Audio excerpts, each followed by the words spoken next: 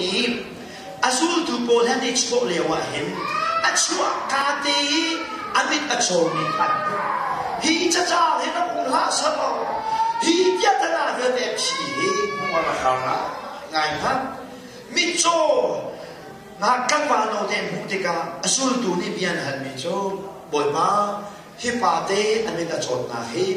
ama swalwa mo si anu la pa swalwa da si ati mit cho pa te kha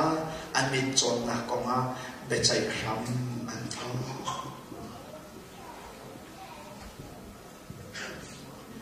voi zat na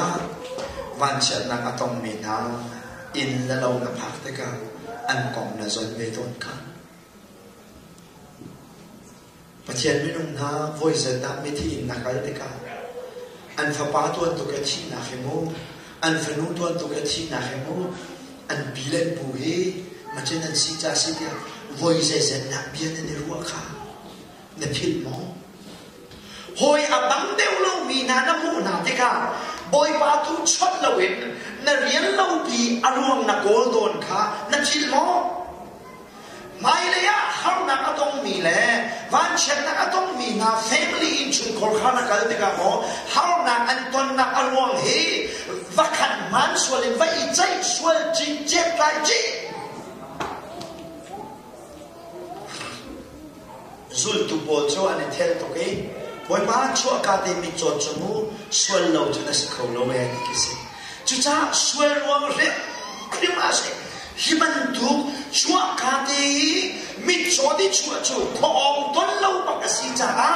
swal ruang ba ka si chu cha ama swal ruang ama si lai anu la ma swal ruang de si lai dia jisu chu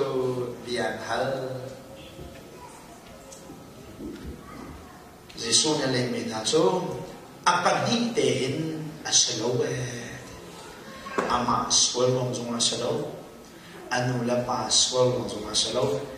kai ma sun pa na ha ding cha si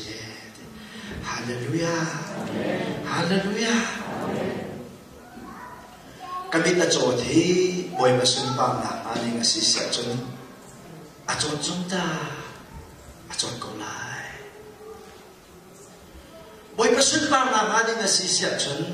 hoi ka bang lo mi zong he as ko lai ta